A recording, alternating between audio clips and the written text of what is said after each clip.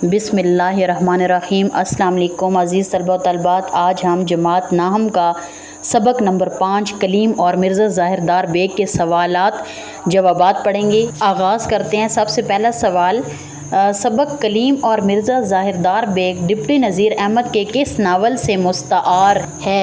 जवाब, सबक का माखज़ सबक कलीम और मिर्ज़ा ज़ाहिरदार बेग डिप्टी नज़ीर अहमद के मजमुआ नावल तौबतुन नसूह से मुस्तआर है। सवाल नंबर 2, मिर्ज़ा ज़ाहिरदार बेग का मकान कहाँ था और कैसा था?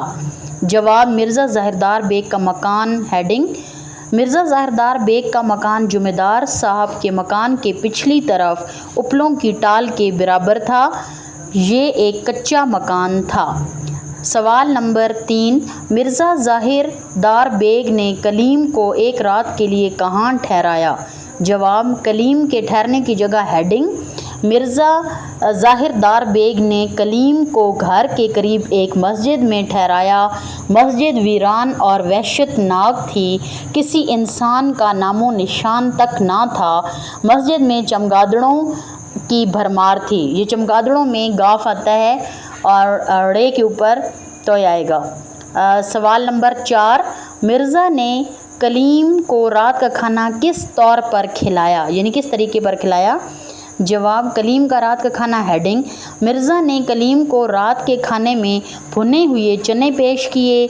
अपनी चर्ब ज़बानी से चनों को घी में तली दाल बनाकर पेश किया। सवाल नंबर 5, मिर्ज़ा ज़ाहिरदार बेग ने कलीम को अपने बारे में क्या बताया और वो क्या निकला? जवाब, मिर्ज़ा की असलियत हेडिंग है, मिर्ज़ा ज़ाहिरदार बेग ने अपने बारे में कलीम को बताया था कि इसके पास महल सरा यानी रिहाइशें, मुतअद्दिद ज़्यादा दीवान खाने और हमाम हैं। वो अपने आप को जुमेदार साहब का वारिस बताया करता था। हकीकत में उसके पल्ले कुछ नहीं था। वो जुमेदार साहब के मकान की पिछली तरफ उपलों की टाल के बराबर एक बोसीदा पुराने मकान में रहता था। सवाल नंबर 6, जब मिर्ज़ा ज़बरदस्त बेग कलीम के पीछे भागा तो कलीम किस हुलिये में था? जवाब, कलीम का हुलिया हेडिंग, जब मिर्ज़ा ज़बरदस्त बेग कलीम के पीछे, ये पीछे आप देख लें सही नहीं लिखा हुआ, चे इसमें थोड़ा मिस हो गया, भागा तो कलीम का हुलिया बहुत ख़राब था। उसके बदन पर चमगादड़ों की बीट का लेप था। चेहरा गर्द से अटा हुआ था। उसकी शक्ल डरावनी लग रही थी।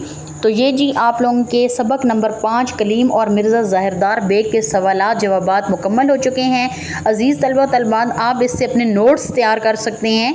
आपने इसे अपनी नोटबुक पर बेशक लिख लेना है और इससे आपको बहुत ज़्यादा हेल्प होगी आपके पेपर्स में। आप सबसे गुजारिश है कि अगर आप मेरे चैनल पर न्यू हैं, अगर आप लोगों ने मेरा चैनल सब्सक्राइब नहीं किया तो अभी से जल्दी से मेरा चैनल सब्सक्राइब करें और मेरे वीडियो को शेयर करें, फॉलो करें और कमेंट लाजमी किया करें कि आपको मेरे लेक्चर की कितनी समझ आई है। जज़ाकल्लाह, अल्लाह हाफिज़।